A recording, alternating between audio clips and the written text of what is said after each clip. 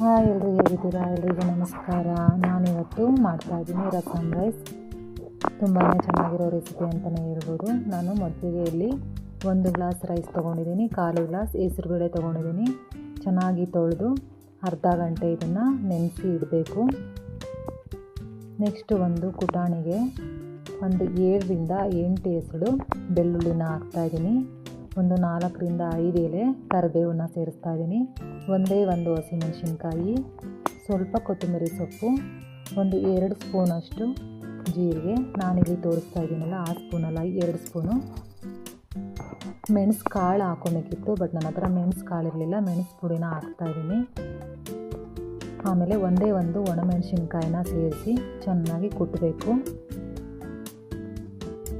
ಸ್ವಲ್ಪ ನುಣ್ಣಗೆ ಕುಟ್ಟಬೇಕು, ಚೆನ್ನಾಗಿರುತ್ತೆ ಸ್ಮೆಲ್ಲು ಇದ್ರದ್ದು. ಇದನ್ನು ರಸಮ್ ರೈಸ್ನ ನಾವು ದೇವಸ್ಥಾನದಲ್ಲಿ ತಿಂದಿರ್ತೀವಿ. ನೀವು ಯಾವ ದೇವಸ್ಥಾನದಲ್ಲಿ ತಿಂದಿದ್ದೀರಾ ಅಂತ ನನಗೆ ಕಮೆಂಟ್ ಮಾಡಿ ತಿಳಿಸಿ. ಅದು ಕುಟ್ಟಿದ್ದಾಯಿತು. ಇವಾಗ ಒಂದು ಕುಕ್ಕರ್ಗೆ ಸ್ವಲ್ಪ ಎಣ್ಣೆ, ಸಾಸಿವೆ, ಕರಿಬೇವು, ಒಣಮೆಣಸಿನ್ಕಾಯಿ ಹಾಕ್ಬಿಟ್ಟು ಸ್ವಲ್ಪ ಚೆನ್ನಾಗಿ ಫ್ರೈ ಮಾಡೋಣ. ಅದಾದಮೇಲೆ ಕುಟ್ಟಿರೋವಂಥ ಖಾರನ ಸೇರಿಸ್ತಾ ಇದ್ದೀನಿ. ಮೆಣಸು ಜೀರಿಗೆ ಸೇರಿಸಿದ ತುಂಬಾ ಚೆನ್ನಾಗಿರುತ್ತಲ್ವ ಸ್ಮೆಲ್ಲು. ಈ ಖಾರನ ಹಾಕ್ಬಿಟ್ಟು ಒಂದೇ ಒಂದು ನಿಮಿಷ ಸ್ವಲ್ಪ ಫ್ರೈ ಮಾಡೋಣ. ಫ್ರೈ ಮಾಡಿದಾಯಿತು. ಈಗ ಅರಿಶಿಣ, ಒಂದು ಸ್ವಲ್ಪ ಅರಿಶಿಣ, 1.5 ಸ್ಪೂನಷ್ಟು ರಸಮ್ ಪೌಡರ್, ಸ್ವಲ್ಪ ಉಪ್ಪು,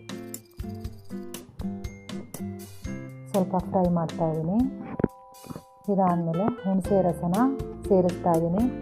ರಸಮ್ ಅಂದರೆ ಹುಣಸೆ ರಸ ಇರಲೇಬೇಕಲ್ವ. ನೆನೆಸಿರೋಂಥ ಅಕ್ಕಿ ಮತ್ತು ಹೆಸರುಬೇಳೆ ಮಿಶ್ರಣವನ್ನು ಸೇರಿಸ್ತಾ ಇದ್ದೀನಿ. ಇದನ್ನು ಹಾಕ್ಬಿಟ್ಟು ಸ್ವಲ್ಪ ಮಿಕ್ಸ್ ಮಾಡೋಣ ಚೆನ್ನಾಗಿ. ಇದಾದಮೇಲೆ ನಾನು 1 ಗ್ಲಾಸ್ ರೈಸು 1/4 ಗ್ಲಾಸ್ ಹೆಸರುಬೇಳೆ ತೊಗೊಂಡಿದ್ದೆ ಅಲ್ವ, ನಾನಿಲ್ಲಿ 4 1/4 ಗ್ಲಾಸ್ ನೀರನ್ನ ಸೇರಿಸ್ತಾ ಇದ್ದೀನಿ.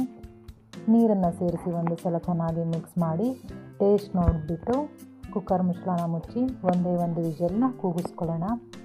ಇವಾಗ ನೋಡಿ, ಸೂಪರಾಗಿತ್ತು rice. Rasam separate rice separate ಮಾಡೋ ಅವಶ್ಯಕತೆಯೇ ಇಲ್ಲ. 2 in 1 ರೆಸಿಪಿ ಅಂತಲೇ ಹೇಳ್ಬೋದು ಇದನ್ನು. ಚಳಿಗಾಲ ತುಂಬಾ ಚೆನ್ನಾಗಿರುತ್ತೆ, 3 ಟೈಮು ತಿನ್ಬೋದು ಇದನ್ನು. ನೀವು ಒಮ್ಮೆ ಮಾಡಿಕೊಡಿ, ಮನೇಲಿ ಟ್ರೈ ಮಾಡಿ.